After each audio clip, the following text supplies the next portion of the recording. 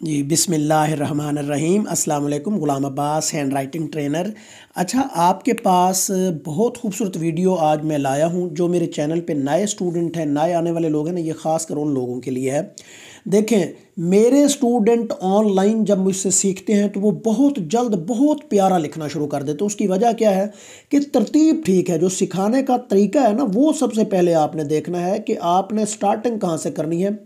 सबसे पहले हर्फ देखें, इसके दो हिस्से होते हैं। एक होता है इसका सर वाला पोर्शन और एक है इसका दुम वाला पोर्शन। ये बहुत इंपॉर्टेंट बात है।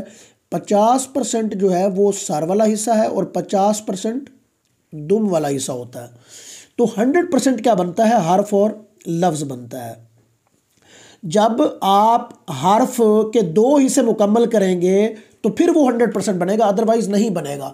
फिर एक और चीज़ है, सबसे पहली बात आपने हर्फ को ठीक करना है। फिर आपने जोड़ या पैमंद। जोड़ या पैमंद क्या होते हैं? मिसाल के तौर पे देखें, ये पड़ी रे है, ठीक है, ये पड़ी रे है। यहाँ पे मैं ये हेड लगाऊंगा और ये पड़ी रे लगाऊंगा, फिर मैं बे को मिलाऊंगा तो फिर ये लफ्ज़ बनेगा जब। ये देखें, सीन और ये पड़ी रे और ये बे को मिलाऊंगा तो ये सब।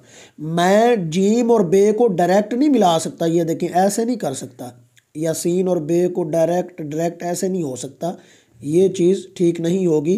दो हरूफ को बनाने के लिए दरमियान में बीच में एक चेन या उसको पड़ी रे बोल दें या कुछ और हरूफ हैं वो यूज़ होते हैं, तो ये अल्फाज फिर बनते हैं। ठीक है, आप जीम और बे को डायरेक्ट तो मिला नहीं सकते। मेरी बात समझ आ रही है ना आपको? अच्छा, हर्फ, फिर उसके बाद जोड़ या पैमंद, फिर आता है लफ्ज़, फिर जुमला, फिर पैराग्राफ, फिर मार्कर और खूबसूरती।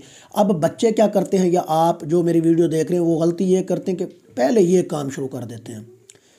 भाई, पहले आप ये करें, और जिस तरीके से मैं करवाता हूँ बहुत ही ज़बरदस्त तरीका है वो, लेकिन आपको सब्र के साथ मेरे साथ वर्क करना होगा, मेरी चीज़ों को समझना होगा। छोटे छोटे आपको लेसन मिलेंगे इंशाल्लाह, और बहुत ही खूबसूरत अंदाज में आपको मैं सिखाऊंगा।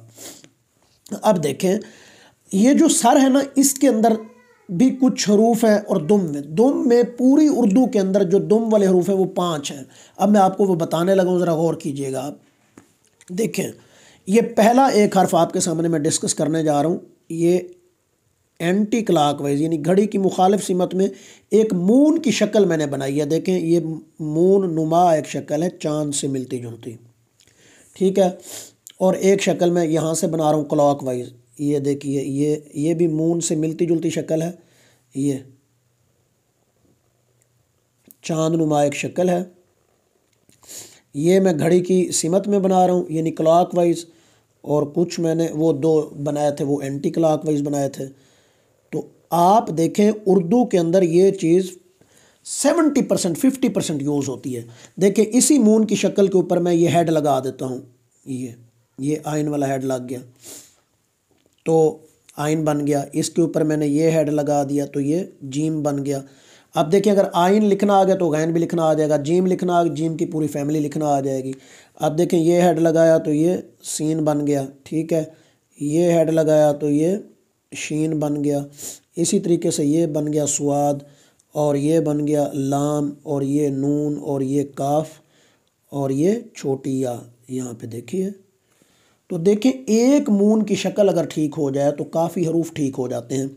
इसी तरीके से एक और शक्ल है, ये बे की शक्ल है, बोट से मिलती जुलती, जैसे कश्ती होती है ना, ये देखिए, ये बोट से मिलती जुलती शक्ल है। ये बे की शक्ल अगर आप ठीक करेंगे तो इसी से ही, ये देखें, ये काफ बनेगा, इसी से गाफ बनेगा, इसी से फे बनेगा, और इसी से क्या बनेगा? बड़ी है। एक और शक्ल है, उससे भी आप वाकिफ़ होंगे, ये दाल, यहाँ से ये वाव बन गया और इसी से ये रे बनेगा। अब एक और शक्ल है, ये देखिए, ये स्लाइड वाला रे, ये भी दुम बनाता है, और ये अलिफ है, देखिए अलिफ, और इसके ऊपर ये हेड लगाएं तो ये मीम बनेगा, और यहाँ से देखें ये तोहे बन गया। तो पता चला कि अलिफ और बे, और वो जो मून है उसको मैं जीम में लेके आ रहा हूँ। ये देखिए, क्लॉकवाइज भी एंटी क्लॉकवाइज, अलिफ बे जीम और दाल और स्लाइड वाला रे, ठीक है। ये 5 हरूफ हैं जो क्या बनाते हैं? दुम बनाते हैं। जैसे मैं लिखता हूँ सर, ये देखिए, ये 5 हरूफ उर्दू के अंदर क्या बनाते हैं, हरूफ और लफ्ज़ों के दुम बनाते हैं। ठीक है मेरे भाई, ये 5 हरूफ। अगर इन 5 हरूफ की आपने मश्क मेरे साथ की जैसे मैं करवाता हूँ तो आपकी आधी हैंड राइटिंग कंट्रोल में आ जाएगी। सबसे पहली चीज़ होती है चीज़ों को समझना, देखना। ठीक है, मून की शक्ल की आपने ऐसे प्रैक्टिस करनी है। और अगर आप कच्ची पेंसिल से इनकी प्रैक्टिस करेंगे तो और ज़्यादा आपको फ़ायदा होगा। कच्ची पेंसिल बहुत ज़्यादा ग्रिप बनाती है। ये देखें, आप आराम सुकून से जो है ना इसको सीखेंगे और ग्रिप बनेगी। पेंसिल को पकड़ेंगे ऐसे, ज़्यादा ज़ोर नहीं देना पेंसिल के ऊपर। ठीक है, ये ग्रिप बनेगी ऐसे। और जब आप लिखने लगेंगे तो आप डायरेक्शन चेंज कर देंगे ऐसे।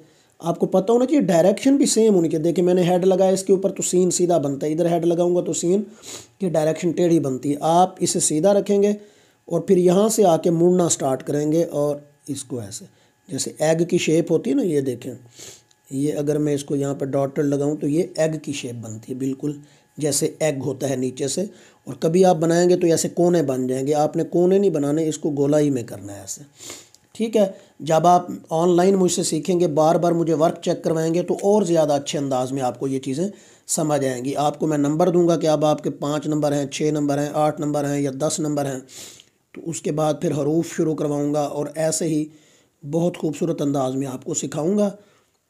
ये देखें, ये एंटी क्लॉकवाइज, ये घड़ी की मुखालिफ सिमत में ये बन रहा है। अब देखें, अगर ये चीज़ें ठीक हो गई तो आपको बहुत जल्द उर्दू हैंड राइटिंग आपकी बेहतरीन हो जाएगी। अच्छा, फिर एक कंसेप्ट है, जब आपको अल्फाज हर्फ लिखना आ जाएगा, फिर है लफ्ज़। लफ्ज़ फिर बहुत आसान हो जाते हैं। ठीक है, मार्कर से आपको सिखाऊंगा कि मार्कर से कैसे आपने इनको हैंडल करना है। मार्कर की एक पूरी तरीक़ाकार है, मार्कर ऐसे नहीं आ जाता। सबसे पहली चीज़ है कि मार्कर को पकड़ना कैसे, लेकिन वो वक्त के साथ साथ पहले जब तक आपको हर्फ लिखना नहीं आएगा आपको मार्कर की तरफ आना ही नहीं चाहिए। मार्कर है तो बहुत आसान चीज़, लेकिन उसकी शर्त क्या है कि पहले आपको हर्फ की समझ तो हो ना, फिर आप मार्कर की तरफ आएँ तो बहुत अच्छा होगा। ऐसे ही देखें, फिर इंग्लिश हैंड राइटिंग है, उसमें मुख्तलिफ़ फ़ॉन्ट्स हैं।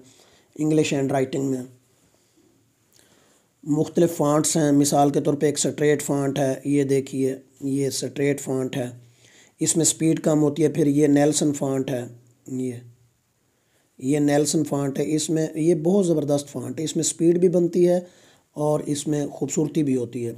ये देखें, इसमें ये ऐसे डी लिखा जाएगा। ये अगर आपकी स्पीड ऐसे होगी, ये देखिए, अगर आप डी की शेप ऐसे देंगे तो आपकी स्पीड 80 होगी मिसाल के तौर पे।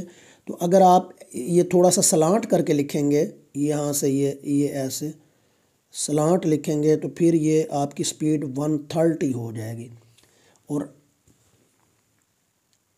आपको पता होना चाहिए कि स्पीड का बहुत ज़्यादा रोल होता है हैंड राइटिंग के हवाले से। फिर कर्सिव राइटिंग है, ये देखें, कर्सिव फॉन्ट है, ये ऐसे हो जाता है, ये भी खूबसूरत। और इसमें स्पीड 160 हो जाती है। और आपको नेल्सन हैंड राइटिंग और कर्सिव हैंड राइटिंग पे आना चाहिए ताकि आप स्पीड से लिख सकें। ठीक है, इसका भी बहुत खूबसूरत अंदाज में आपको मैं लेसन दूंगा। इंग्लिश में फिर हैंड राइटिंग है, मार्कर की हैंड राइटिंग है, ये भी बहुत खूबसूरत अंदाज में आपको सिखाऊंगा। पेन से भी, मार्कर से भी, स्टाइलिश हैंड राइटिंग भी। जो देखें, ये दिखने में बहुत मुश्किल लगती है लेकिन इंतहाई आसान है। ये जब इंशाल्लाह जब आपको ये लेसन मैं दूंगा तो आप बहुत जल्द इतना खूबसूरत लिखना शुरू कर देंगे कि आपको खुद हैरानी होगी कि ये हमने कैसे लिख लिया। लेकिन इसका प्रॉपर तरीक़ाकार है, इसको सीखने की ज़रूरत है। ठीक है, मार्कर पकड़ना कैसे, ये चीज़ें सिखाऊंगा आपको। उम्मीद है आपको ये वीडियो पसंद आई होगी। चैनल को सब्सक्राइब करें, लाइक करें और मेरे साथ रहें। ऑनलाइन अगर आपने सीखना है तो बहुत अच्छा आपको ये एक्सपीरियंस रहेगा इंशाल्लाह। बहुत शुक्रिया, सलामत रहें, अल्लाह हाफ़िज़।